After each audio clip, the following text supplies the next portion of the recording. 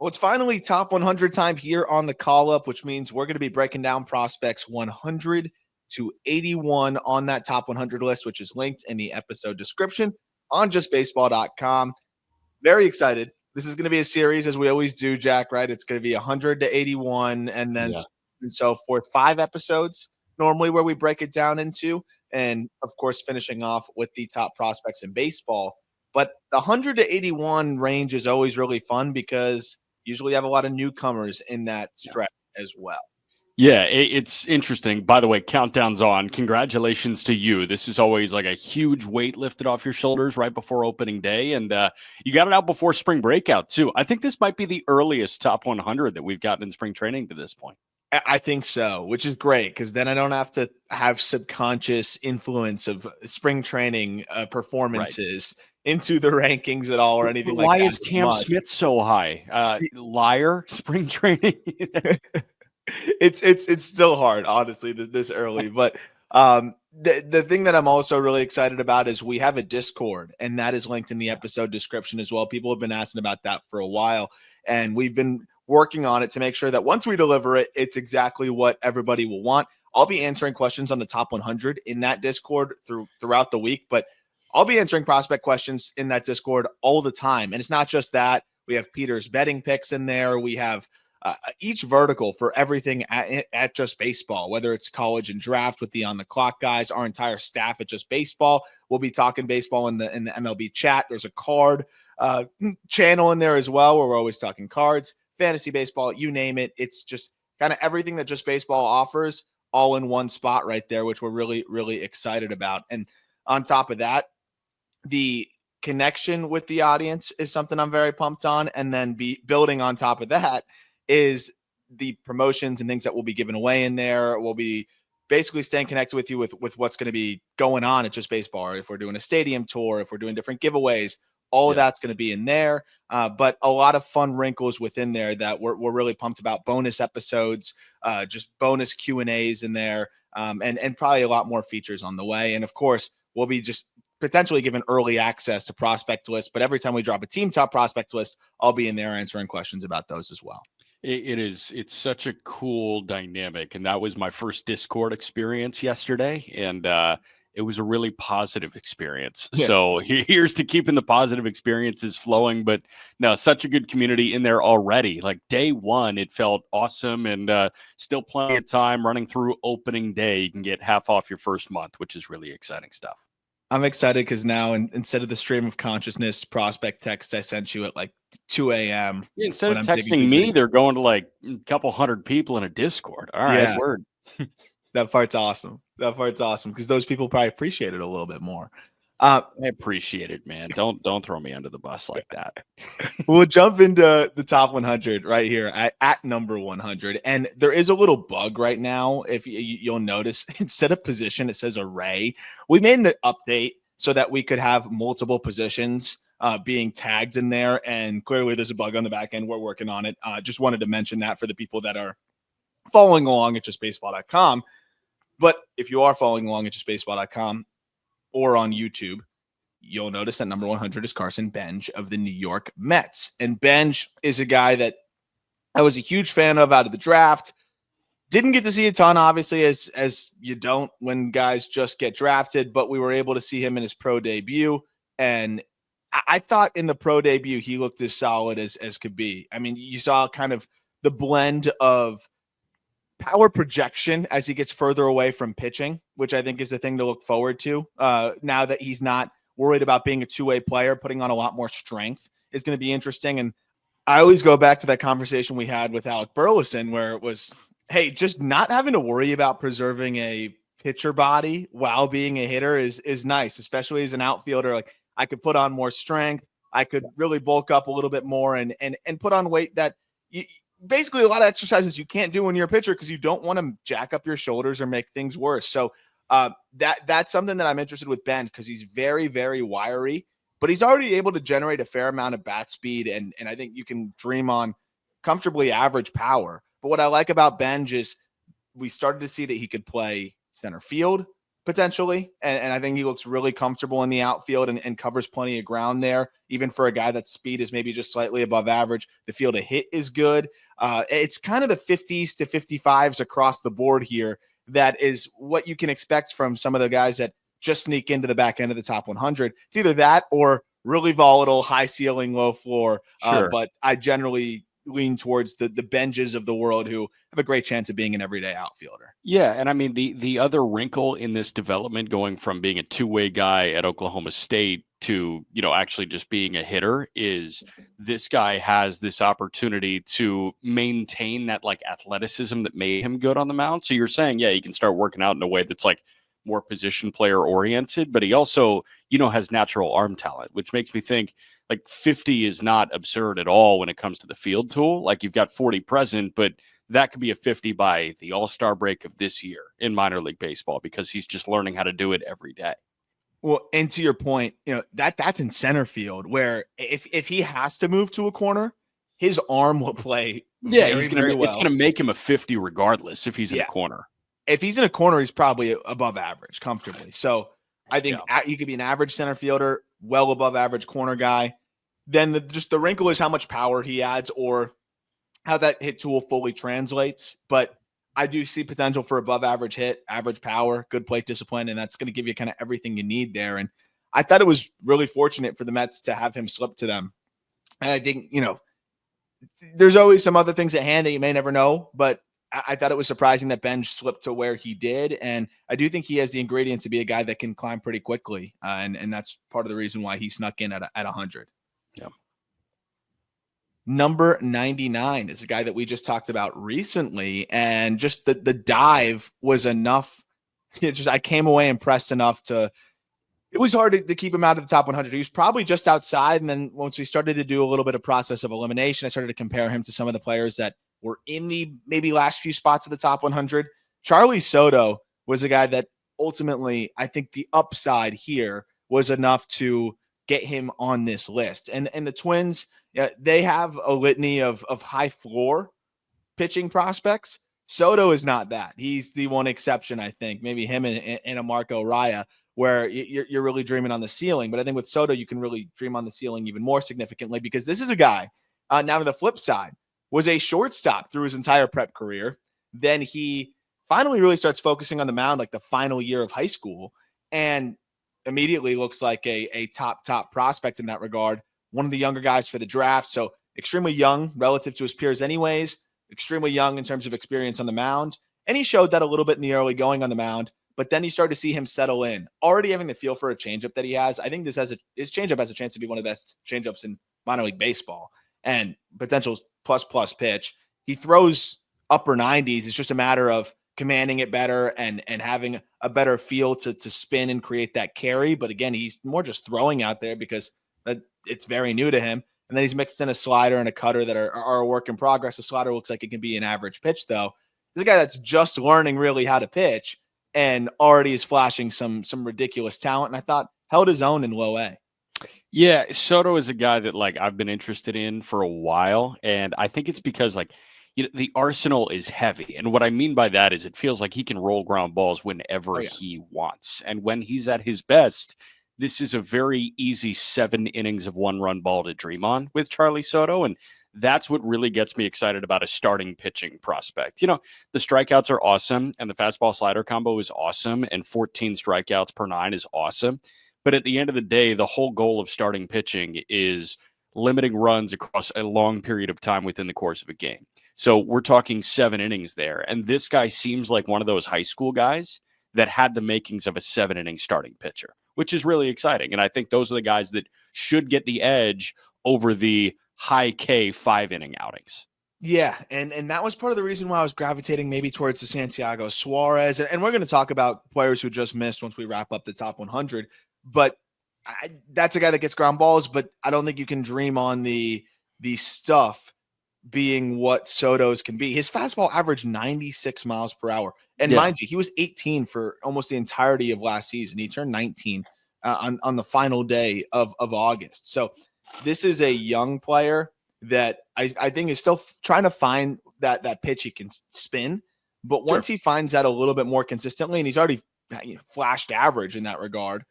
You're going to have a really solid arsenal across the board here, and just a guy that could have more velocity in the tank. That's 96 at 18 years old. We'll see as he just continues to grow, learn to use his body. Like, he could definitely work down on the mound a little bit better. Like, there's more wrinkles for the 6'4", 200-pound right-hander that, as you mentioned, he's got the ability to just eat innings as someone who gets ground balls, 50% ground ball rate, but he's big as well. He's really cut from that cloth of heavy stuff, get through the lineups quickly, and when he needs to get his strikeouts, he can. And obviously the dream of that archetype is that Sandy Alcantara type. Of course, I don't know if he has that type of arsenal, but the fastball being heavy and the changeup being potentially elite is cut from that cloth. I was actually going to set a more realistic comp. I think, it's not a comp. It's just like that's the dream archetype. Yeah, so that is probably the gold standard of that. That's the 100th percentile outcome. I think an attainable outcome for him is Brian Bayo of the Boston Red Sox. Yeah. Like I think Bayo is a guy, sinker, changeup. He spins just enough sliders, and the slider, it's not like it performs well. Opponents hit 300 against it every year, but it has guys off balance just enough. And if he can find that slider just enough, I feel like Bayo is an attainable goal for him, and Bayo just got paid. Yeah, I'd say Bayo's almost looks like, well, it depends which version of Bayo, right? But the really good Bayo, like that we saw, the one that got paid, that's definitely, I think, a pretty reasonable outcome for him. But I think you can also dream on that breaking ball being better than Bayo's, because I think he's already flashed a good feel for it. And you hope that the command gets better than, where Bayo kind of stalled out last year. But that is a really good kind of median, like this is what you can expect outcome if nothing jumps, but everything kind of stays as it goes. And that's a really good player that got paid, and hopefully he's a bounce back candidate this coming season. Yep. Number 98, Cooper Pratt. So I was a little harsh on him on the Brewers episode, and this is a name that threw the most. When I reached out, the most feedback I got was Cooper Pratt's gotta be there. Cooper Pratt's gotta be there. Cooper Pratt's gotta be there. I get it. He's a sum of the parts kind of player. And as we just talked about, Carson Benge is somewhat of that as well. Pratt's younger. He has a chance to stick at shortstop. And the Brewers have done such a good job of developing hitters. I think you can feel pretty good about Cooper Pratt's potential of developing in that regard. My concern with him was a little bit of a lack of bat speed, but that is something that we're seeing is more and more teachable, right? You can go through programs and weighted bat just getting stronger and just maturing, that you'll be able to generate more bat speed. We saw the Red Sox do that across their entire top prospect list. Essentially, all those guys made leaps. But Pratt, clearly polished player, guy that I really liked. Like, he was a 50 future value guy still for us when we did the Brewer system, but I just thought he might be just on the outside looking in, because I struggled to see that clear aspect that separates his game. But if Carson Benge is on the list, it kind of makes sense that, Cooper Pratt would be on the list as well, especially with his strong chance of now being able to stick it short with just the instincts that he has there. But it's probably going to be a little bit of hit over power. You can still dream on the 6'3", 195-pound, hit shortstop, growing into a little bit more power. He's an opportunistic base stealer. He's a savvy player. Again, some of the parts guy that I think is going to get the most out of his ability with the intangibles that he brings to the table as well. Yeah, I also see the guy on Instagram just ripping the bat back and forth. You know what I'm talking about? The guy who's trying to teach himself baseball. That's also swing speed training. So Cooper Pratt could try doing that if he wants. But just swing as hard as you can all the time. And it's just like back and forth, just rip the bat. It's actually a very funny video. But it's interesting, and I know that there are some people around the industry that are super duper high on Cooper Pratt, like top 50 high on Cooper Pratt. And I'm not going to pretend that I have a firm side on that, but the way you lay it out, it seems like he's got much more to prove before he's a top 50 prospect in baseball. But that's totally something that can happen by maybe even the All-Star break of 2025. 100%, because he's handled pretty aggressive assignments, right? This is a guy that was in high A in his age 19 season, didn't turn 20 until end of August as well. Yeah. So this is someone that, if you're trying to work to get into your power more, you're also kind of in survival mode with challenging assignments. But, I just want to see a little bit more impact, especially if it's a guy that's going to be an everyday shortstop. 32.5% hard hit rate, 90th percentile of like 100.5 miles per hour. Like, you want to see a little bit more there. And the bat speed argument too, like against 93 plus, his numbers really take a dive. He hit 221 with a 650 OPS against fastballs 93 plus. So those are the things that you want to see improve.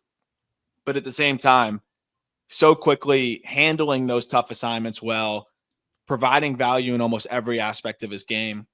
And you can see the room for growth within that 6'3", 195-pound frame that you can feel pretty good about him potentially getting more out of everything he brings to the table. Hits the ball in the air pretty consistently. The contact rates are really solid.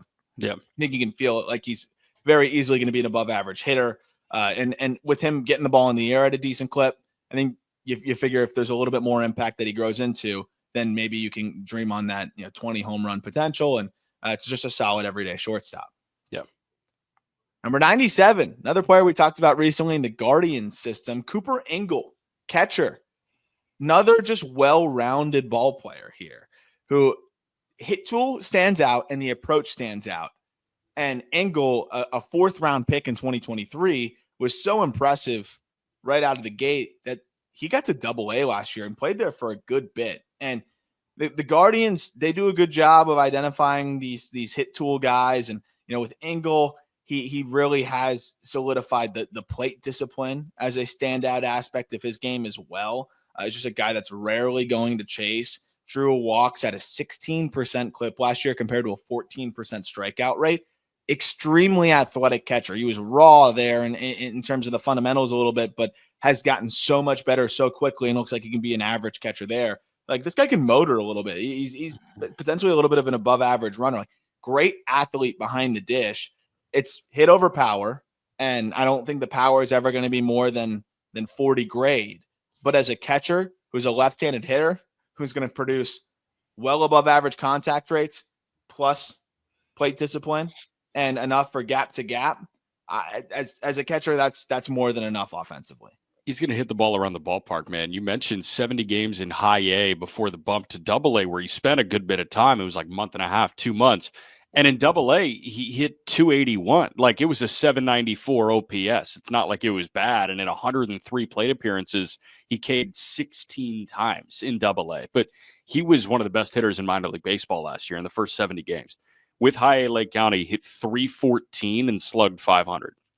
And walked 11 more times than he K'd. So that was one of the safest profiles in the lower levels of the minor leagues last year. And the fact that came from a college catcher in his first full pro season, you got to get excited about that. Quick follow-up. Did you stack the Coopers on purpose or no? I realized that when I was loading the players in, I was like, that's wild. The odds of back-to-back Coopers, not intentional at all. But that is a unique quirk because you won't have another Cooper, I don't think, through the rest of this list with 96 more players. Yeah. Sneaky poolside pop. That's probably the one area where like he can maybe leave the yard 10, 12, 13 times. Probably all you need. If he's going to hit 280, that's all you need. Yep. And walk, just sneak the ball out to the pull side. Like, he's not just a flat out slap hitter. He'll be able to get it in the air to the pull side. And that's, yeah, exactly all you need there, especially with the defense looking like he can be average behind the dish. I think Ingle is a guy that could be up there sooner rather than later. And maybe by the end of the year, if they ever really, really needed him, I don't think there's a big rush. So it's probably going to be next year, but just another solid high floor piece for the Cleveland Guardians. Speaking of the Guardians, we got a Guardian stack here. Ralphy Velazquez checks in at 96, and he may not be as high floor, but the ceiling is very exciting here. And when we were talking about Velazquez in the Guardian system last time around, when we were breaking that system down a few weeks ago, the conversation was about just kind of the way that he slowed down at the end of the year, dealt with illness after the All-Star break, and also was a 19-year-old who then hit his way onto high A at the end of the year, and I think that was a challenge as well. It just seemed like the year kind of got away from him quickly as a young hitter after the All-Star break, but before that, looked like one of the more exciting power bats in minor league baseball. When you look at the build, when you look at the swing, it's not a lot of movement to create a ton of force and impact. and he already hits the ball in the air at a really consistent clip, only a 37% ground ball rate. The exit velocities are plus especially for his age, closer to plus. Yeah. Hopefully he can build on what he did for the first half of last season and kind of learn from the struggles in the back end. But again, that the illness where he missed some time, and then getting bumped up to high A, there's a lot of variables there as well. This guy was a first round pick for a reason. Potentially was looked at as someone that could catch a little bit. Now they want him to just focus on hitting because I think the bat's that exciting and have him at first. They did mix him in left a little bit at the end of the year. So we'll see if that's something that they continue to do. But it really is all about the bat here where, this guy can hit 30 home runs and actually make a decent amount of contact. Yeah, I'm just thinking, does that frame work in the corner outfield? And even if the answer is no, it probably doesn't change where you stand on him as a prospect because it is all about what he does in the batter's box, and it's been really good so far. I am waiting with bated breath to see what he looks like in the first month or two of the minor league season in 2025 because it was just a weird post All-Star thing. He was clearly not himself after the All-Star break. So excited to see what that looks like now that he's had an offseason to recalibrate.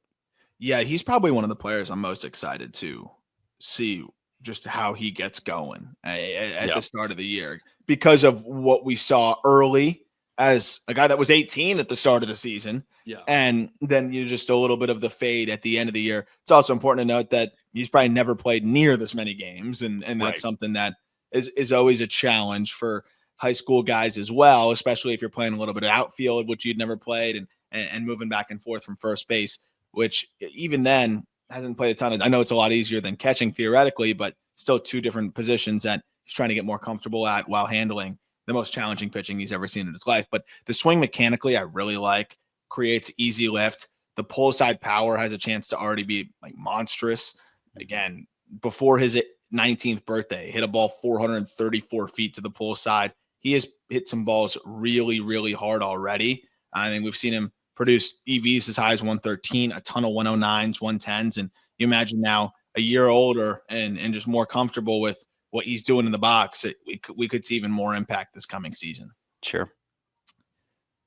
95, guy we've talked about a ton. Tyler Black. He's just going to hang out on this list, I think, for another year until he gets an opportunity at the big league level to hopefully graduate. Black, these are the kind of players that sometimes just end up fading off of the list because they haven't done anything bad or come up short, but they haven't really had a direct opportunity to graduate either, and the prospect fatigue kind of sets in. But the reality is there's not 95 prospects I'm taking over Tyler Black still, even though he hasn't fully had the opportunity to prove it all at the big league level. And I know it was somewhat of a step back last year. This guy's already proved that he could produce at AAA, and I think there was a little bit of the ragdolling back and forth from the big league level to AAA, and then playing left and third and first and some center. And there was a lot of variables there that I think held Black back from putting up the monstrous numbers that we've seen from him in AAA. But at the same time, he still put up an 803 OPS. And he's still someone that's going to absolutely fly and be able to steal bags for you. He's going to put up well above average contact rates. He's never going to chase. It's sub 20% chase rate every time you check in. And he has more than sneaky pull side power. I think he can hit you 15 to 20 and gets into it to that pull side, but can also drive the ball on a line to all fields and gets it in the air pretty consistently. Just a really sound offensive profile. The biggest challenge is finding his defensive home, which is weird because he's so athletic. Yeah. But with what the Brewers do, the way they steal bags, he could get up there and easily steal 30, 40 because he gets on base at such a high clip. That's the thing. The reason why he's not getting a ton of run is this is a defensive-oriented team at the big league level, and Black just doesn't have that position outside of first. They had a wide opening at first. I think you could see him there, but just trying to figure that out. I think that he should be working left every single day. He's fast. You don't need to be the best with reads when you have the closing speed to recover. He should be, instead of moving him to center, first, left, third, whatever, left field, a little bit of first, a lot of left field, and just see if he can get to passable out there. That will help a ton. Yeah, especially because Yelich is looking like a full-time DH after the back surgery. It's the Michael Busch dilemma. There is nothing left for him to do below the bigs. So he's either going to make the team and they're going to move Rhys Hoskins and free up that money, or he's going to get traded and he's going to be good elsewhere. Like there's literally nothing left for him to do. And I know last week on the call-up, we were asked about the highest floor prospects in Major League Baseball. We attacked it from the criteria of not yet debuted in Major League Baseball, but he may be the highest floor guy on this top 100 because he's going to walk, he's going to run. In terms of like, yeah, it may, if you define floor as just a guy who will provide positive F4, I don't know who's higher than him. Obviously, pre-debut, there are some guys that like project to be a higher floor, but right now I know exactly what I'm getting from Tyler Black if I slap him on a big league roster for 162. Offensively, absolutely. He's going to walk. And I know he's struggled a little bit in the limited sample. So is everybody else. If he gets some clear runway, I think he'll be just fine. The on base is going to play. And then he's going to sneak out enough home runs and plenty of doubles that you're going to get, I think, a pretty decent slash line across the board. The crazy part is Rhys Hoskins looks like he might be back. I don't like to overestimate spring training, but this is a guy that was coming off of a major knee surgery and a pretty gruesome injury when it happened. And now you look at Hoskins talking about feeling fresh, making some adjustments to his swing so his body can move the way he wants it to move. He's got 4 home runs through 7 games in spring training. So it would be nice to see Hoskins be back, but then it really does create the question of where does Tyler Black fit in? The acquisition of Caleb Durbin, I think, was a clear indication that Black is just not really viewed as that third baseman anyways. No. So we'll see where he fits in. Great fill-in option, but I do think ultimately could be trade bait for them. I agree. Yeah.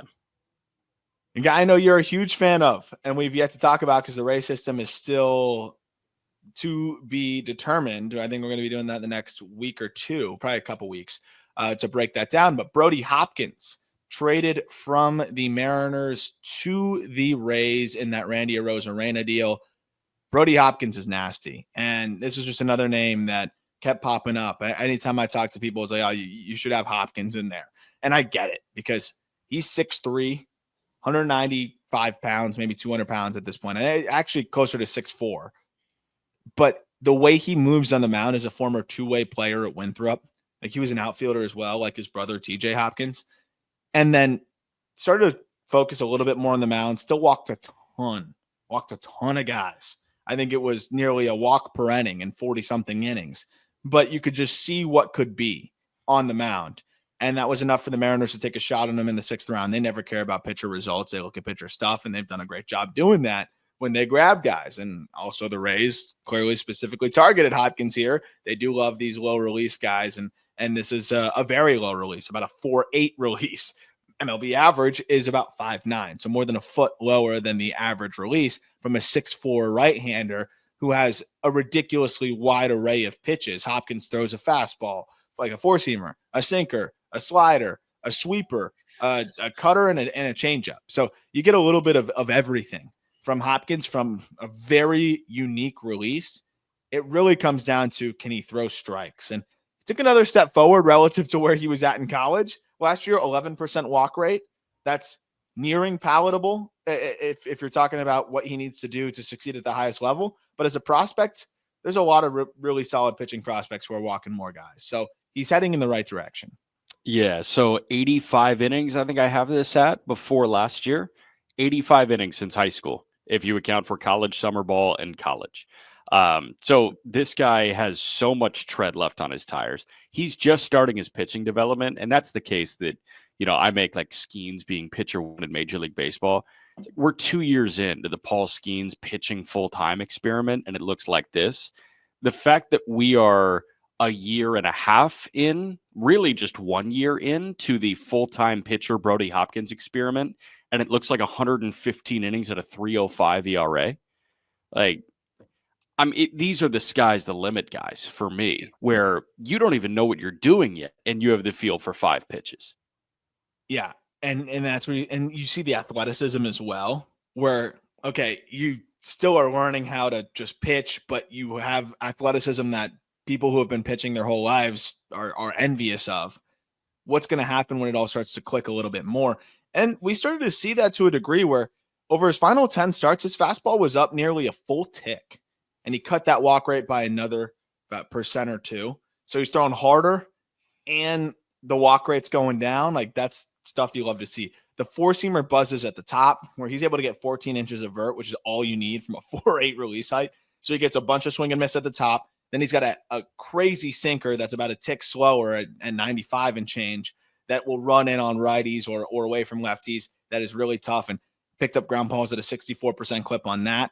And then the horizontal separation that creates with this slurvy slider that is sharp in the upper 80s, and then a sweeper off of that as well that is going to get like 13 inches of horizontal. It's just a wild array of pitches from a really unique release that makes for an incredibly uncomfortable at bat and a lot of in zone whiff. And even if it doesn't work as a starter, got no doubt that this guy will be in elite high leverage arm. But with the way that the Rays have been able to help stuff over command guys find the zone, I feel like Hopkins and his athleticism is a dream template for them to work with. Sure. How many times do you think he got taken yard last year? Speaking of the unique release. I know when I was looking at it, it was less than 8. I want to say it was a handful. 115 innings. He faced 490 batters in the minor leagues this year. Is 8 your final guess? No, less. I think 490 hitters he faced. He allowed 3 home runs. Yeah, that's insane. You're not barreling that guy. You're not barreling him. He's in year 1 of pitching full time. He upped his previous single season high in innings from 54 to 115, and he's a physical freak. I'm buying all the stock in Brody Hopkins. His sinker gets 17 inches of horizontal break from that release at 95.5. Average hard hit rate of 18% against the sinker. Yeah. Hopkins is going to avoid barrels, man. I'm excited to see what it could look like as he potentially finds his zone a little bit more. 93, Arjun Nimmala, Toronto Blue Jays. He sneaks his way back into the list with the way he finished last year and the way he's looked even just in the early going this year. The swing looks a lot more fluid. It seems like the Blue Jays have worked with Nimmala here and helped him find the way that he moves best in the box to still have that very lofty swing, but not have it come with so much whiff. And he's going to whiff still, but mitigating it to where you're not compromising that exciting power potential, especially to the pull side, that made him such a fascinating prospect. But at the same time, trying to find a way to make a little bit more contact, repeat your moves, and not swing and miss under the ball and pull off the sliders as much. We saw that at the end of the year where once he came back off that dev list where so many young hitters were placed on to work on their swings or whatever it may be, he looked a lot more comfortable. And over his final 35 games, he slashed 270, 327, 541 to 870 OPS, cut that strikeout rate below 30%. Still want to see him walk a little bit more. Still want to see a few more things in the bat to ball department against sliders, just to stay on those pitches a little bit more, not be as pull dependent. But the ability to pull the ball in the air is definitely an asset. He does have a better approach than we saw early in the season, and I think that's something that's going to continue to get better. He's flashed that patience, and he's just a fun athlete that has a good chance to stick it short and do a lot of really good things. Yeah, it feels like it's been a really long time coming for Arjun Nimmala. I mean, the fact that he's able to turn the page here, I've been waiting, I feel like, years for Arjun. No, I mean, listen, he went yard in big league spring. Agenda's back on. We're good. So he's 2 for 6. Yeah, with a double and a homer. He's driven in 3 so far in big league spring. But I'm with you. The bounce back off the dev list stay last year was the thing that told me that this guy was still very much a top 100 prospect, because it's great to watch guys when they're going really well, and it sucks to watch guys when they're not going really well. But the time that you learn the most about a baseball player is how they bounce back from when they're not going well. And this guy, granted, he was 18 years old at the time, was put on the development list. That is a blow to a first-round pick. No first-round pick ever wants to be put on the development list. No human being ever wants to be put on the development list, although I don't think that exists anywhere outside of minor league baseball. But, I mean, okay, this is your opportunity to recalibrate. How do you bounce back from recalibrating? And I thought that he bounced back exceptionally well last year. Yeah. I just pulled the exact dates of just coming back off of that dev list.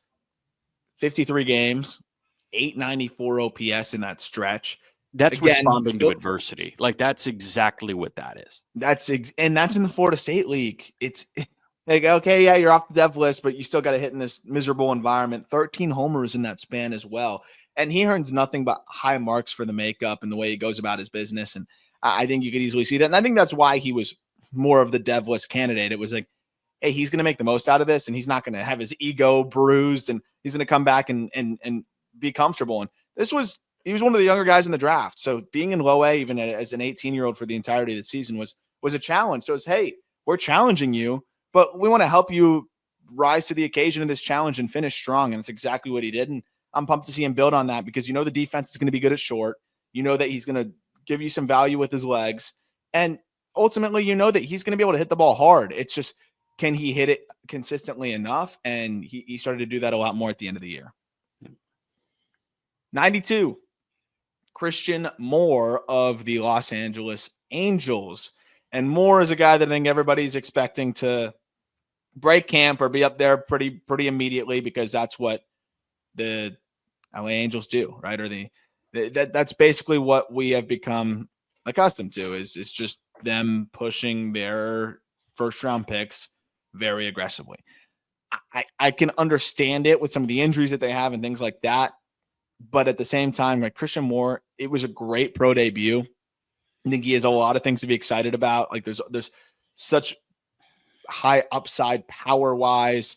He's a gamer, but he has swing and miss concerns. And I think throwing him into the big leagues is going to look different than throwing a Nolan Shanwell into the big leagues, or even a Zach Neto into the big leagues. Like, if you have swing and miss issues, like, it can be overwhelming out of the gate. And is that exactly what you want to do? I don't know. So we'll see how they handle that. But as a prospect, I think Christian Moore did nothing but validate his believers with the way that he debuted professionally. Getting into that power right away in the Southern League, I think was really impressive. And it wasn't just getting into the power. It was a lot of multi-hit games. Yes, it still came with a little bit of swing and miss, but mitigated that enough and picked his spots to be able to let it eat and be that powerful second baseman that it made him a clear-cut first-round pick and top 15 pick, and really ended up ultimately top 10 pick. But the defense is never going to be great. It's not going to be bad. It's going to be fine. It's really going to be all about how much he can get to his plus power that's going to dictate his value. How often do you think that can happen? You've got 60 game power as a future value. Yeah. 70th percentile outcome, like, is it 25? Yeah, I'd say 20 to 25. Okay. But I think there's a really good chance he can hit 30. And it's going to be dependent on the hit tool, because he hits the ball in the air consistently. Yeah. And even when he got straight to pro ball, that's always something I'm looking at too, right? Timing can make it more difficult to hit the ball in the air as consistently in professional ball when you're seeing better stuff. He had no issue continuously hitting the ball in the air, a 33% ground ball rate in his pro debut before going down with that knee issue. He's already back from that, playing in spring training right now. So being able to get the ball in the air that consistently right away again, I feel pretty good about his chances of pushing closer to that 30 number, as long as he can hit enough. But the raw power is there. And the guy hits the ball hard consistently. I just do have some concern that hit tool could stall out at 40. And that's going to put more pressure on the plate discipline, which has flashed above average, but also he did struggle to recognize sliders as consistently, at the professional ranks, but it was also the first time he was really seeing those. Yeah. No, man, it'll be really interesting to watch with Moore. 91 will be the definition of interesting to watch with Moore, because we haven't been able to see a ton. That's Felnin Celesten of the Seattle Mariners. And Celesten, crown jewel IFA guy, $4.7 million in 2023, has been injured the last 2 years, where his pro debut was delayed due to injury. And then this past year, we got teased a little bit, where I think it was really exciting to see what he could do. And he got to finally play a fair amount. But at the same time, we're wondering, maybe there's a guy that can get to low A and be challenged there. And ultimately, another injury cut his season short, which sucks because he finished so strong as well, where, I mean, he had a 5-hit game as one of his final contests of the year. And it was then right after that, a home run with 2 hits and 2 doubles with that next game. And then that was that. But the potential here with a Felnin Celesten is crazy, because you have a switch hitter with plus speed, a chance to stick it short, above average power potential, and a really patient approach. It had 1,000 OPS at the complex this past season when he was there. It's just all about getting the ball in the air for him, because he was hitting it hard on the ground and beating everything out. And then when he did get it in the air, it was extra base hits, but he did put the ball on the ground at a 64% clip last year. So that's not sustainable, obviously. But to be as productive as he was while putting the ball on the ground that much is pretty absurd, and a testament to just how talented he is. Yeah, unfortunately, it was not an 1,000 OPS. It was a 999 OPS in 144 plate appearances. So you should stop lying to the listener. 32 games, he hit 352, man. That's awesome. And I know batting average is antiquated, but hitting 352 at the complex, usually with prize ticket guys, you see guys that may not know where it's going try and pitch around people, and that results in a walk rate that is absolutely insane. He only walked 18 times in 144 plate appearances. But again, he hit 352. So this was a unique, complex experience for him, but he looked good in a different way than a lot of the 7-figure, near $5 million IFA guys. Look, if you would have had me guess the slash line for Felnin Celesten, I would have guessed, like, just based on the price tag and based on getting your first experience at a complex level, I would have guessed 260 with a 400 on base, because nobody's going to throw him a strike. And that's not the case. It was 350 with a 430 on base. Yeah, which is crazy.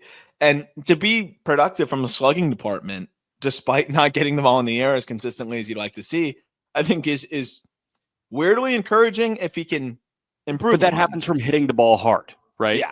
Yeah. A lot of hard hit baseballs. So 90th percentile of 104 miles per hour as an 18-year-old is like off the charts, right? Like, yeah. It's just, can you get it in the air more consistently?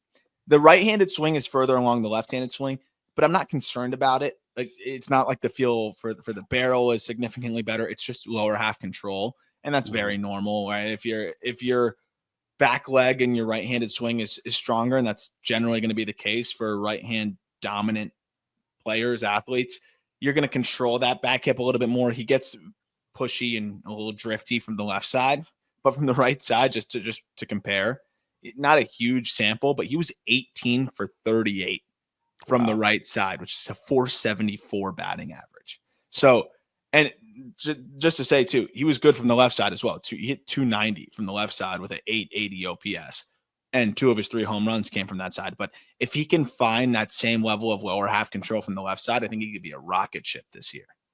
Yeah, no, I'm again, like, very excited to see something more. He's probably circled as one of the most exciting players to just be able to get more of a look at, and potentially low A, we assume, this coming season, but did deal with injuries the last 2 years. So hopefully that's something that he can kind of shake off here and not have that injury label to him if he has a third year here with some nagging issues. Yeah. We're going to get to number 90, which is Jefferson Rojas here in a moment. But before that, all right, Jefferson Rojas checks in at 90 of the Chicago Cubs. And it was a disappointing year, I think, relative to what people were hoping to see out of him, because he became a very buzzy name, and he was for us as well, a guy that I was very, very excited about. And the slash line was not exactly what you wanted to see. But I think it is also important to remember that he was 18 at the start of the season, turned 19 about a month in, and was playing at high A. The numbers weren't bad. The underlying numbers were even better in terms of painting a better picture. 89% in-zone contact rate, 90th percentile of 102.5 miles per hour. He just had a little bit of bad batted ball luck and just wasn't getting into that power as much as a guy that was trying to survive in high A, and that resulted in that 245, 310, 336 slash line in 96 games. But I think, again, it's important to remember This was an 18/19-year-old, mostly 19 for the majority of the season in high A. And he didn't get blown up. He didn't get overwhelmed, but he also wasn't able to tap into all his abilities because it seemed like he was in survival mode for a lot of the year. So in 100-point drop in OPS, like, is unfortunate, no doubt. The thing that got me, as weird as it sounds, he made 20 errors at shortstop in 71 games. I was going to ask you about the defensive thing because he was 3.5 years younger than the league average hitter in the Midwest League. So I can give him a pass on the OPS dropping at that point. I'm excited to see what it looks like when I assume he's assigned to South Bend again to open this year, and then maybe a quick bump to Tennessee if he looks better offensively. But is the defensive home shortstop? He played 10 to 15 games at second base, and just the raw air total is kind of jarring in 71 games. I'm glad you brought that up because that was the one area where I was the most disappointed. I didn't think he was going to be an impactful shortstop, but I thought he could hold his own there and be a guy that projects there. Unfortunately, it looks like he could be moving off to second base eventually. I still really like the offensive profile over there where it's going to be a guy that can provide above average offensive ability, both hit tool and power wise potentially for the position. Yeah. But you definitely are hoping that he could show a little bit more at shortstop and at least show that he could be an average defender there. He has the ingredients to be able to do that, but there was just too many misses there, right? The throwing accuracy was inconsistent.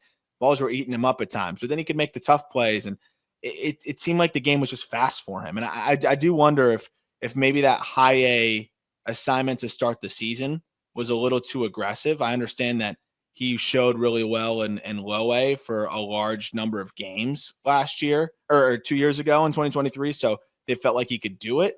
But I think it resulted in the game being sped up on both sides and the kind of compounds issues both ways. I do ultimately think, though, it's above average second base that he profiles as. Yeah. Okay. That answers my question then. And again, the offensive profile, we talk about offensive profile for a second baseman, and I know we're going to talk about another one in Colorado in this episode, but then you got guys like Tamar Johnson, right?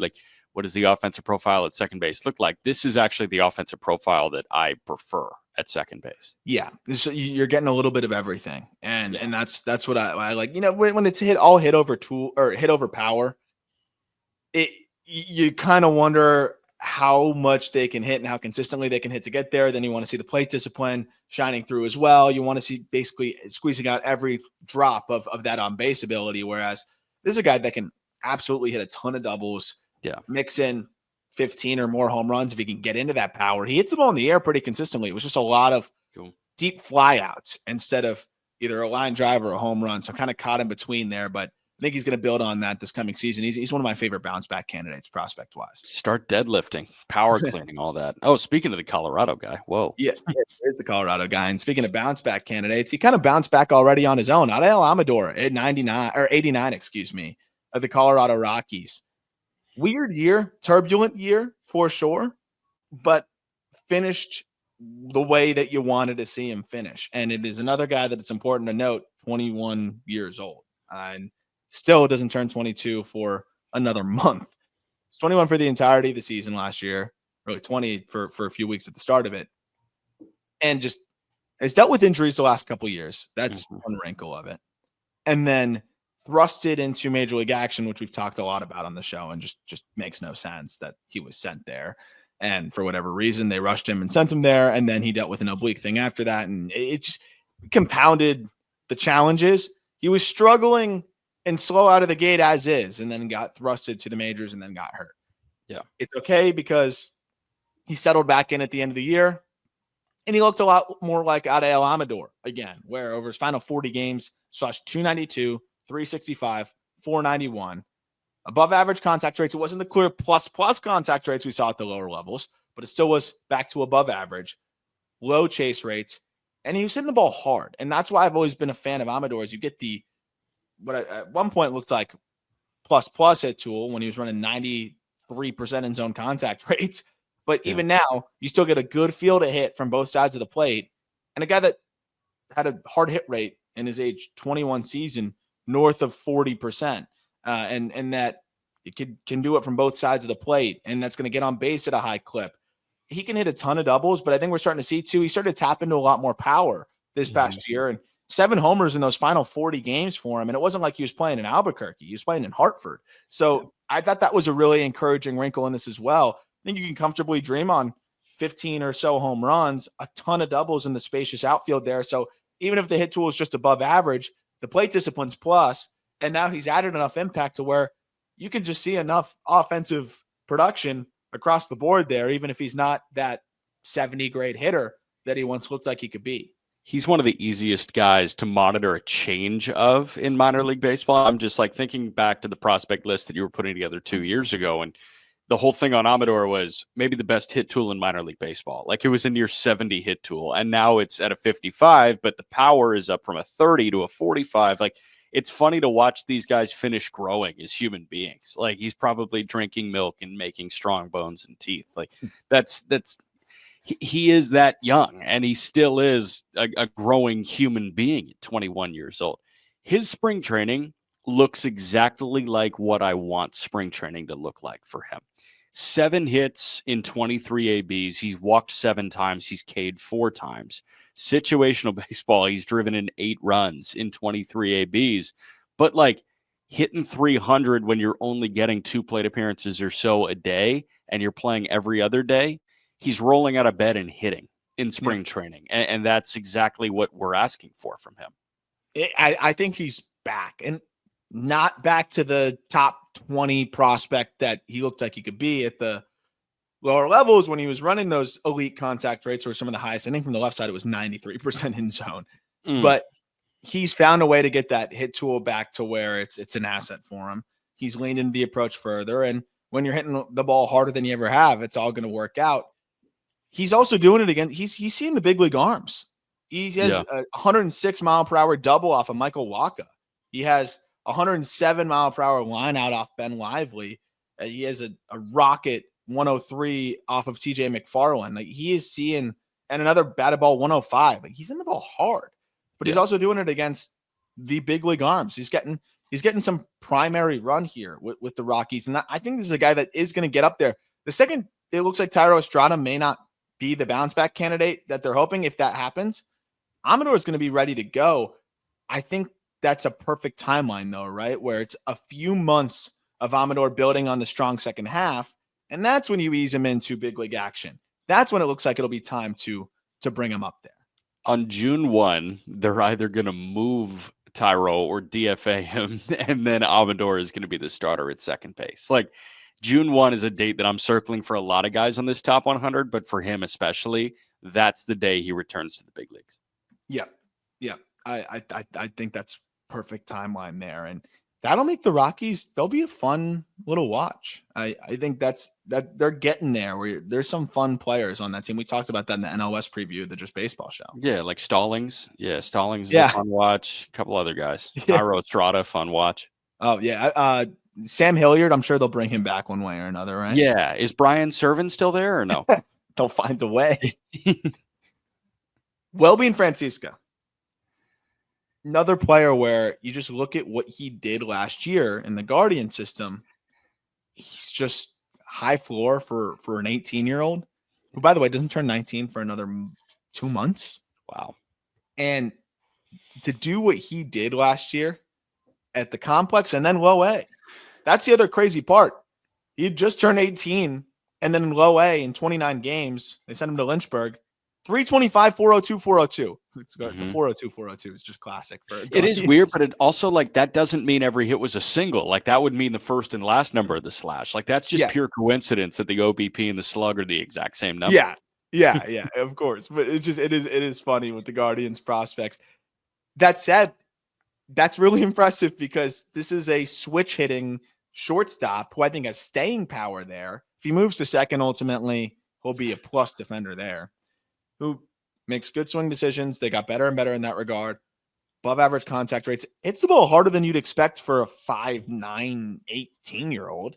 And I think there's going to be more in there. So this is just a player where you're expecting, is he going to make a leap? No, but you're just expecting this maturation from an already really solid baseline And I think it's going to get him to a point where the hit tool continues to get a little bit better. I know usually zone contact will decrease as guys are climbing, but with Francisca, I think it's different given how he's handled these aggressive challenges, how sound the swing is and compact and direct, and what he's flashed exit velocity wise. He's still learning to be able to get off the same A swing against secondaries, but we saw his swing against fastballs where for a smaller guy ran a 90th percentile of 104 miles per hour against four seamers. So you imagine if there's that much impact in there as he matures and is able to just get into that more consistently with the field to hit and the approach and the speed and everything across the board. This is a high probability big league regular up the middle, but also a guy that has a decent shot at being above average everyday shortstop. You just copy and pasted the Brian Rocchio script and you put it in for Welbyn Francisca. I mean, but it is cool that they always have a guy like this. And we'll talk about Hanau a little bit later on in this series of counting down the top 100. But Francisca, you want to look for a stat line that passes the test with flying colors. It's this. Age 18 season, a 327 clip with a 411 on base and an OPS 4 ticks under 890. Like, it's exactly what you want to see from these guys at the lower levels. And the Guardians do a better job than anybody in Major League Baseball at throwing irons in the fire in center field and in the middle infield. And all you need to do is find two guys every 6 years, to be honest. And they found Lindor, they found Jimenez, they turned that into a starting pitcher for them. And it seems like they're finding Hanau and Francisco right now. And they found Rocchio, who's playing shortstop at the moment too. So it's like, you just got to hit on one every 3 years or so. And it seems like they have two making their way through the minor leagues right now. And the thing with that archetype of player is even when you quote unquote miss, they still fill roles. It's Tyler probably Freeman is a miss. Yeah. Right? Yeah. You could label him as a prospect bust to a degree. He's filled a big league role for them. And will do again this year. Yeah. And that's why I think they love the archetype is like, if it's not going to work out, instead of it being a guy that just keeps going up and down from AAA and getting his doors blown off when he's at the big league level, it's okay. He's not giving you a ton of value, but he's a good bench player and fills your 26-man roster and justifies the 40-man spot. And I think that's what you can look at as the floor for Francisco. Is just that middle infielder who's going to have a great chance of, filling a role. But at the same time, I think you can see a potential everyday shortstop with the skill set that he has. Does put the ball on the ground a little too much. So just another thing to watch but that's very common for the contact-oriented young switch hitters. And it sucks because he's running out of time. Like, yeah, gotta right. make a decision. He's going to be 19 soon, man. Yeah. That just gave me a flashback of my parents telling me what college I have to start to pick. It's like, oh, you're running out of time, man. You're 18. So I think he's got some time. Yeah. 87, George Klassen, acquired by the Los Angeles Angels. I keep wanting to say Anaheim. I don't know why. It just goes in waves. The Anaheim Angels, LA Angels of Anaheim, whatever it is. The Angels grabbed him. The Angels. Great trade. Look, I'd take so much. I take every opportunity to tee off on the Angels and more Artie Moreno than anything. Yeah. Fellow Armenian Perry Manassian. We got to build up our fellow Armenians. And I didn't know. I had never thought there'd be an Armenian GM in Major League Baseball. So like I want Perry to succeed. I was surprised at how good this trade was when they got Klassen and Aldegari for a rental Carlos Estevez. But Klassen's the big get here. I think this is probably one of the best trades Perry Manassian's ever made. And this is because we talk about range of outcomes. Of course, you're dreaming on George Klassen being a starter with, the stuff, he sits 97. He has one of the best sliders. It's pure gyro. It's almost 0-0. So it's just darting straight down, which means lefties and righties are not going to hit it. When I went to Coney Island, man, to go watch this guy pitch, sat right behind home. That slider was eye-popping at 90 with the just vertical drop it has. But then he's got a power curve at like 86, 87 with two-plane break. And that one I was like, wait, what? Those are two very distinct breaking balls. It was a really fun watch. Very high effort delivery though. So there is some reliever risk. But if you put this guy in the bullpen, he could be Carlos Estevez. So I really do like what he brings to the table. But I do think there's a guy that doesn't need a changeup to get lefties out.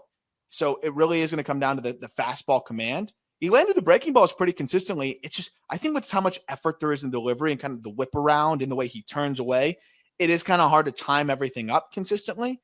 But if he can semi-consistently time it up, I think he could dream on a middle rotation starter. But he could also just be that 4 starter that gives you flashes of a 2 and then gives you those days where you get the bullpen hot in the 3rd inning. Those guys exist in Major League Baseball plenty too. Yeah, he's pitching at the right time in Major League Baseball because the Angels can look at him and say, you could be one of the nastier 5-inning arms in baseball. And I think they have one of those in Jose Soriano. They could rinse and repeat with Klassen, the same tactic that they're working with Soriano, and then you fill in with innings eaters in between them. Like, I would assume Klassen is up at some point this year because, again, that's just what the Angels do. But you could stagger Soriano and Klassen by 2-3 days and fill it with Kyle Hendrick and Reed Detmers. Like, guys that are going to go 6 innings, save the bullpen a little bit, and then you have this boom or bust starter where the boom is worth palleting some busts every now and again. And if he's booming more than he's busting, that is a good opportunity for the Angels to capitalize on a Klassen Soriano tandem in their starting rotation. And I'm with you. Like, this is the same team that a year prior traded Edgar Carroll and Kai Bush for a month of Lucas Giolito. And they managed to turn 3 months of Carlos Estevez into Klassen and Aldegari. That was, how about that reversal, man? Yeah. I don't play Uno, but that flip card or whatever it is. Yeah. No, it really, which is shocking. I don't know how they pulled that one off. So what I love with Klassen is everything you laid out. That's what you can dream on the rotation. But then if you put him in fallback in leverage, that fastball may sit 99.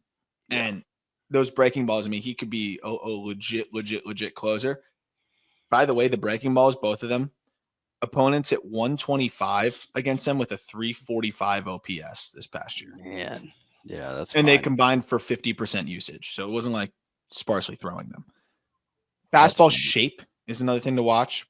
The angle that he throws it from makes it a little less important, but it can flirt with the dead zone. So just against more challenging hitters, maybe they get on that velocity a little bit more. Yeah. But that's maybe just the one little wrinkle to look at besides the command side of things. Yeah. 86.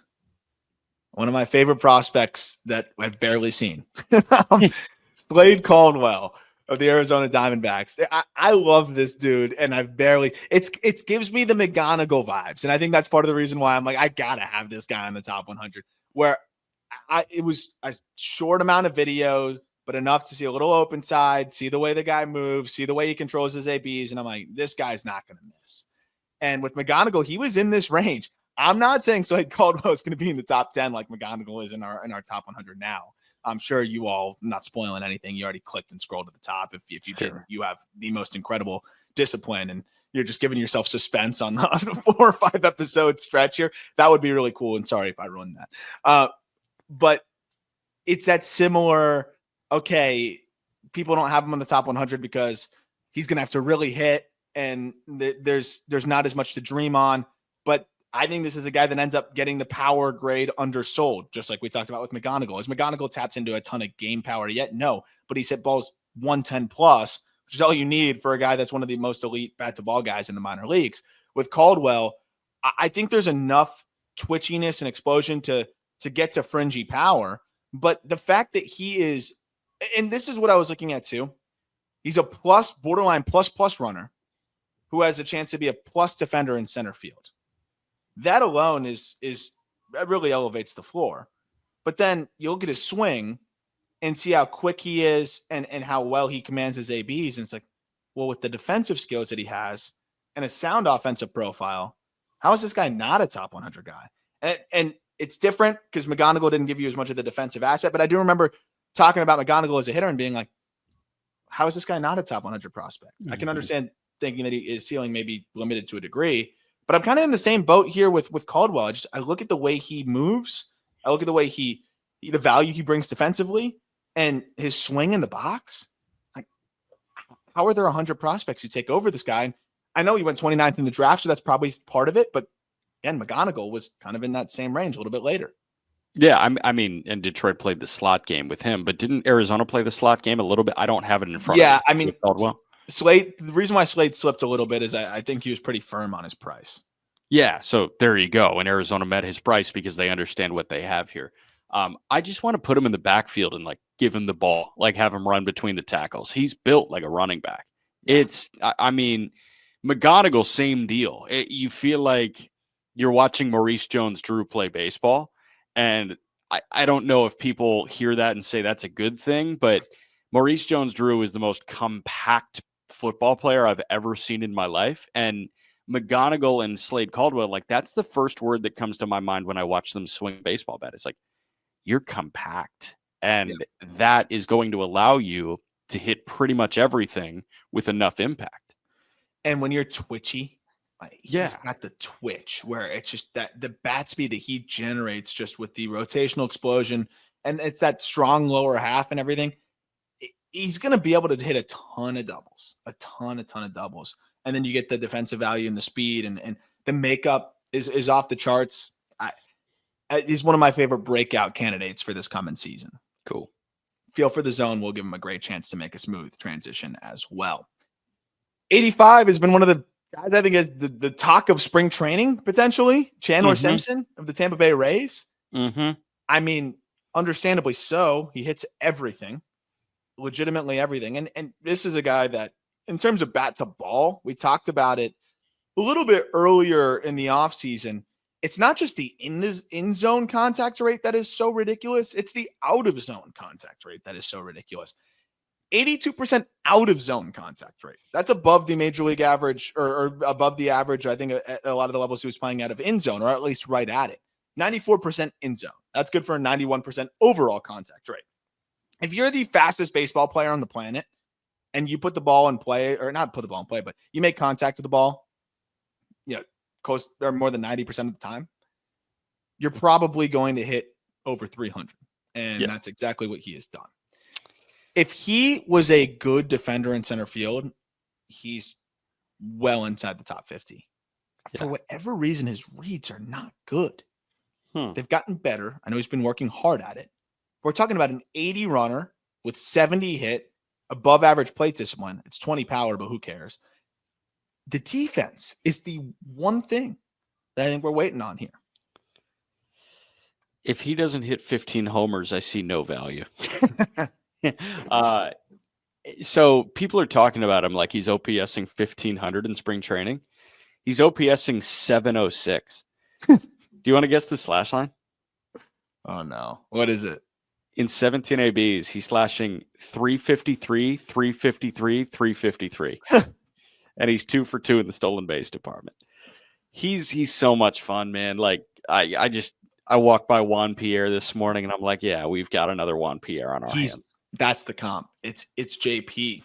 It really is. And I mean, that's a really good player. We've talked about the cyclical nature of baseball where you're getting this type of player to be more valuable.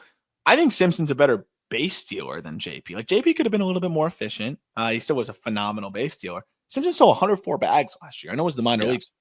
It's easier to steal bags in the major leagues than it ever was before too now, though. So I think he'll be a menace on the base bats. And some of these relievers, they'll give you the bag. So Simpson's going to have a lot of those just give you the bags. I think the thing with him is if it's not good center field defense, it's iffy. Let's say it's iffy defense and left. How does he accumulate WAR? He has to hit 330 and he has to grab 80 plus bags. Can do that. But the huge thing to look at here is center field. He is an 80 runner. If his reads and routes are below average, he can still be good out there, but he just seems to struggle to track the ball. But if that's all he needs to work on, I think that's why he'll start the year in AAA. Just reads, as many reads as you can get in games, and then BP and everything. Like that's all you need to do. No one has any concerns about your ability to get on base. You can slap it straight on the ground and you're going to beat it out. So he had a 390 BABIP last year, and it's sustainable because he's so freaking fast and he's out of the box by the time he makes contact. He's going to get on base. It's just a matter of providing value with the glove. I'm looking at Juan Pierre's 2003 season right now. He finished 10th in MVP voting with a 734 OPS. But this is exactly what Chandler Simpson can do. Like 305 with a 360 on base. You think if Simpson hits 305, the OBP is going to be even higher because the walk rate for Juan Pierre in 2003, he walked 7.5% of the time. Like Simpson's going to walk a little bit more than that. So let's say like the best year for Chandler Simpson looks like 320, but with a 400 on base, he's swiping 90 bags in the big leagues. Yeah. And like, we'll see how that accounts for WAR. Like Juan Pierre had 65 bags and he hit 300 that year. He played all 162 and it was a 3.5 win season. So, he could swipe 90 bags and it's a 4-win season and it's not an 8-win season. But like at the end of the day, I want that at the top of my lineup if I'm 30 GMs in the major leagues. And he's a guarantee to give you value because he's going to put the ball in play. He's going to fly. And at the worst case, he's this speedy bottom of the order guy that you bring in. But I do think this is a prototypical old school leadoff hitter that's going to see a lot of pitches, grind out at bats. He spoils pitches with the best of them. And he's going to chop it in the ground and beat it out and piss a lot of people off, but he can still sneak them in the gaps and drive it to all field. So I'm excited to see what he does in AAA because I think the focus is going to be defensively. And then there's really not 94% in zone contact rate, and there's not much else to do with the bat. He's good, right. But it's going to be fun to see him at the big league level once he gets there too, because the Rays, he can create those Simpson runs, right? Where you're getting on, you're stealing first, you're stealing second, or just stealing first. He basically does steal first. You're stealing second, you're stealing third, and you get home on a sac fly or a ground ball. No ball. one had to do anything, and the ball didn't even really need to leave the infield until the sac fly. Exactly. 84, not a ton that we're going to talk about with this guy, River Ryan, Los Angeles Dodgers. Super unfortunate. He's just so freaking good that he's still on the top 100, despite the fact that he will not exceed rookie eligibility till he's 28. I think so. The theme of this episode is, but he's still so young. This would not be the case here, but he is young in terms of pitcher years, just a converted infielder as well. Really started focusing on pitching and pro ball more significantly. He didn't throw much at UNC Pembroke. It was 51 innings, I think, in his final year there, which was by far the most he had thrown. But it's just been a struggle the last couple of years. I think ultimately just kind of delaying the inevitable, and the inevitable came here where he gets that surgery. But the TJ comes after he really validated a lot of people that were even more bullish than we are on River Ryan, ranking him as one of the best pitching prospects in baseball. And we were like, wow, for a guy that's a little bit older, that's aggressive. But then I think we saw that in 20 and the third innings, he had a 1.33 ERA with the Dodgers. You saw the dominance of that fastball, and the characteristics were fantastic.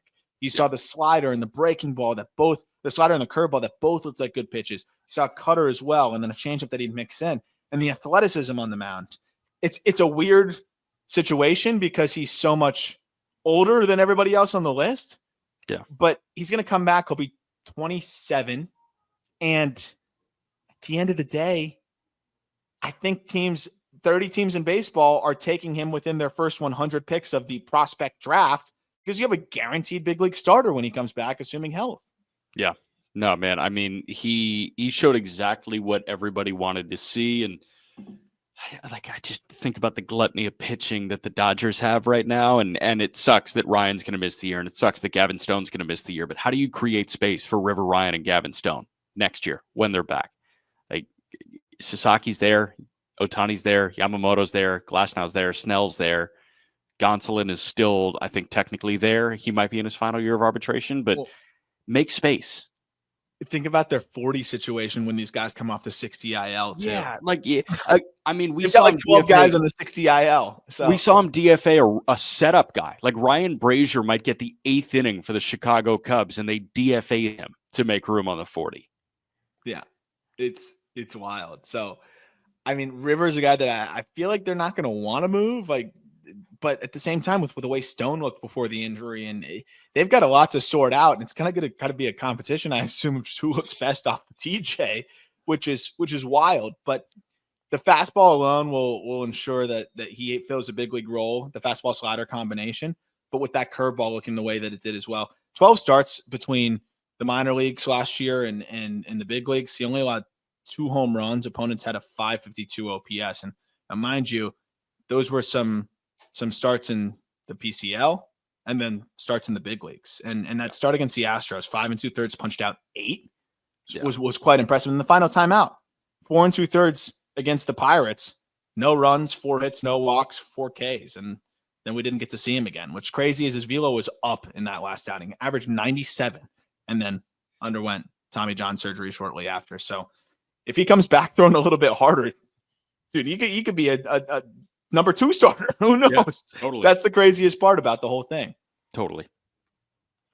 Speaking of coming back throwing harder, did you see this cat Grant Taylor and his data and just what he looked like in spring training? He led the league in Stuff Plus cards on Twitter. I figured. I thought that would be one where the Stuff Plus card spit out a 102 or something like that. No, it was like 180. I mean, he soul snatched the Dodgers. Yeah. I know it wasn't all of the Dodgers starters, but 2 innings, no hits, 1 walk, 6 Ks. I watched every pitch of it. It was outrageous. Getting further away, the fall league was probably not a fair assessment of him. First time back after missing the entirety of the season. It was from June. Then we didn't really see him until October in that fall league. So he had to shake off some rust. But the velo is all the way back. It's not just the velo. He's getting crazy vert on that fastball. The slider is gross. The curveball looks like it could maybe end up being better than the slider. The slider's further ahead, but the curveball flashes off the charts. Like there was one that he threw to Zaire Hope that made me nauseous. And then a cutter that he mixes in it as well at like 93. This is an insane arsenal. If it just Arsenal alone, he could go toe to toe with, I think, some of the best pitching prospects in baseball. It's just a matter of being healthy and what does it look like over 4, 5, 6 innings, because we haven't really seen that out of him. But in short spurts, he's averaging 99.3. Yeah, that LSU baseball roster in 2023 could go down as an all-timer. I'm just going to give you the names because Grant Taylor was there. He did not throw that year because he was hurt, but he was on a team with Dylan Cruz, with Braden Jobert, Ty Floyd in the red system. I'm just scrolling. Trey Morgan, Paul Skeens, Jared Jones was taken. Not that Jared Jones, the Pirates pitcher, the first baseman. Cade Beloso was on that team. Thatcher Hurd was on that team. I'm missing a couple guys too. Tommy White was on that team. Dude, this team is absolutely nuts. And don't forget Christian Little, who could very well end up being a reliever as well. He looked pretty good, actually. I saw him in spring training. He was throwing hard. Mariners. Yeah. So, I mean, I'm just looking at that team saying, like, could that be the best of all time? Like, we look back at some of the, early 2010s Floridas or Vandy's, and it's like, okay, those are up there. But, I mean, Grant, yeah, dude, it's really fun to watch Grant Taylor. And the only thing that I'll add here is I didn't realize how big of a boy he was. That's a big dude that is throwing and getting that kind of, life on his fastball. Well, and he's getting 7 feet of extension. So you're getting 7 feet of extension on an upper 90s heater. It's going to be 110 to the hitter. Yeah. And then you're also getting kind of this pretty good vert there for a 5.7 release height. It's taken off where he minimizes horizontal. So it gives you a little bit of the cut ride. And then he's got that cutter at 92.5, 93. Slider, the curveball is really nasty. And then this changeup that he's mixed in there a couple times at 91 looks like it could be a really interesting pitch as well. That just kind of seems to be a new unveiled offering. So another guy circled any start as must-see TV, and looking forward to him hopefully being able to make those starts every 6th day and be available. And if he is, he's going to quickly solidify himself. I think is one of the best, one of the best pitching prospects in baseball. I think if he's doing it for 15 starts, I think he's going to get right back into that conversation. And the White Sox have all of a sudden a ton of arms that are really exciting. Yep. 82, Jacob Misiorowski. We've talked so much about this guy in the Brewers system, and I don't know what their plan is with him necessarily. Is it starter? Is it reliever? Looks like they're trying to get him back into some starting rhythm again here. And last time out against the Athletics, 3 perfect innings. No hits, no runs, 3 Ks. Seems like they might want to keep this guy back into the rotation side of things again? I guess. I also am very curious about the hit by pitch front too, but no none. hit by pitch. That's this been good. Entire spring training. That's great. Credit to him, and I'm sure everybody in the box against him is really fired up about this. I don't know what they want to do. And I just kind of leave it at that because I have no analysis on what I think they should do because I think he can be a closer on opening day. I also think Yoho can be the closer on opening day. I also think Misiorowski, if he figures out a way to walk 3 in 5 innings every time out, then I take that in the starting rotation if he can give me 5 innings every 5th day. Yeah. I'm trying to put myself in Matt Arnold's shoes right now, the GM of the Brewers. And I think I send him to Nashville and have him make 5 starts. Yep. I think you literally go month to month. And you were able to bolster the rotation a little bit more with Quintana. You traded for Nestor. So you have time. The bullpen is right now. Is elite. Yeah. Still without him, it's still fantastic. I think that the conversation was around getting him prepared to be a reliever potentially for the playoff run last year. I also think they just wanted to manage his innings anyways. I think it was a 2 birds with 1 stone thing. Yeah. I think they also just want to see what it looks like. If he was otherworldly, he was really good, but if it was otherworldly, no one's touching him, then maybe they would have fast-tracked him there. He was really solid. I think it was just, hey, let's not throw him into the fire. Our bullpen's kind of good. Or maybe it was if one guy goes down, he's ready to go. Whatever. He didn't end up getting up there. Looked good in that short spurt, but this is a dude that if he can be 4 walks per 9, I think you can justify him as a starter. Sure. So with his talent at 22, he's going to be 23 years old in a few weeks. Give it a go, a little bit longer, see what it looks like, because you do know now after that little taste at the end of the year, he's going to find the zone enough to be a really good reliever and high leverage reliever. But you have a chance to have a very special talent with an outlier fastball and crazy stuff that could be a major asset in your rotation. You don't get those kind of high upside starters very often. Might as well see it through a little bit longer. It's not like he's 24. And if the command in AAA is an issue, then you know exactly where to transition him back to in a position where he's already done it a little bit and is comfortable. Yeah, I'll push it to 4.5 walks per 9. I'm fine with anything under the Blake Snell clip. I'm cool with it. I mean, it's not like they're getting on base any other way. They hit opponents at 158 against him last year. Yeah, nuts. That's you're not hitting him. Your only chance is if you walk. So that's pretty much been the MO. I think this guy's just trying to work the count and hunt the fastball. But even then, okay, opponents at 200 against his fastball. That was the best results of any of his offerings. Yep. 4 hitters. 81. Last one for this episode. Lazaro Montes checks in. And before you say oh, why is he so low? The way these rankings work is it's a WAR projection for 6 years before they hit free agency. So it's how do we think these guys are going to, how much WAR do we think they're going to accumulate before they hit free agency? Laz is going to give you no value beyond the bat. And I still think that he's going to be an asset just off of the bat alone. But for him to be a 3-4 win player, he's got to hit 30 plus bombs and hit for some average too. He has been great in spring training thus far. He continues to outperform his contact rates, which is that's been my biggest concern there. 69% in zone contact rate last year and a 62% overall contact rate. Yet he somehow hits 291 and with a 400 OBP. So maybe he'll just continue to outperform those contact rates through his quality of contact. But I'd like to see him hit the ball harder, more consistently.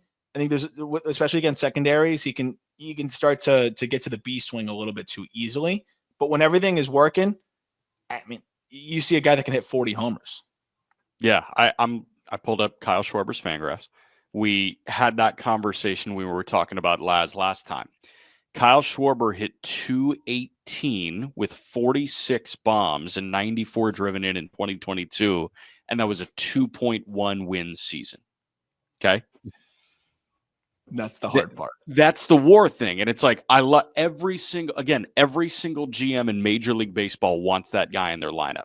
a guy that is going to give you 45 home runs in a Major League Baseball season, but it's also a 2-win player. It's the Arise conversation with true outcomes. Yeah. And like, that's fine. I will absolutely have this 2-win player. How valuable is 35 home runs in a Major League season? And that's the thing is like, you take that player, but that's what this archetype has to do. Yeah. To be that valuable. So that, and he can easily do it. But when you have, some swing and miss concerns, and then you have that high ceiling that has to be attained offensively to be an asset, that's what just keeps him out a little bit. On offensive prowess and just upside alone, he's up there with just about anybody in the top 100.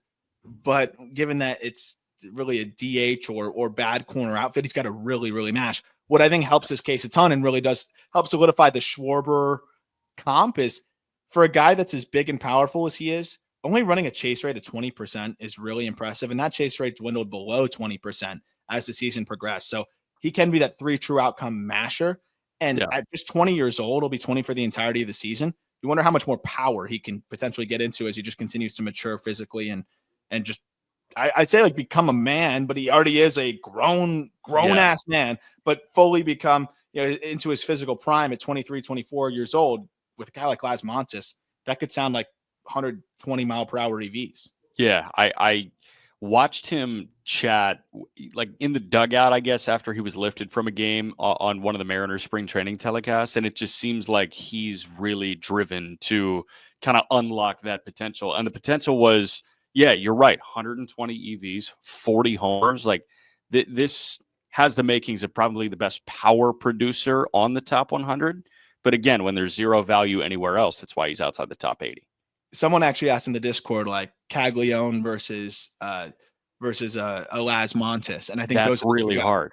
Those are the two guys where you're looking at the power potential. What ends up separating Cags is the field to hit because the contact rates are like way above, and I think that's what's undersold. But then the approach is way better for Laz. Once, like I want to pull up Cags's spring training numbers because they are next level stupid. I think people are really sleeping on we've said it on here for a while. People are really sleeping on the field to hit from Cags, and so that's why it was a really fun breakdown in the Discord, just getting into that. Yeah, but on top of that, there is a little bit just more value the fact that Cags can play a position and not be a liability too. So, sure, because that is the war suck if you're not a net neutral even at a position. Cags also to this point a double 3 homers and 1 strikeout in 14 plate appearances. Yeah, if he can get the approach to where Laz's is, it's game over. He's one of the best prospects in baseball, period. But if Laz can get the contact rates a little bit better as he just gets more comfortable with his moves and his body, it's definitely a guy that can easily hit his way into the top 50. And it's hard to argue against the numbers and the way that he handled challenging assignments last year. That'll do it for this episode. We've got plenty more, a couple more this week where we're going to be talking about, again, 80 to 61 and so on and so forth from there.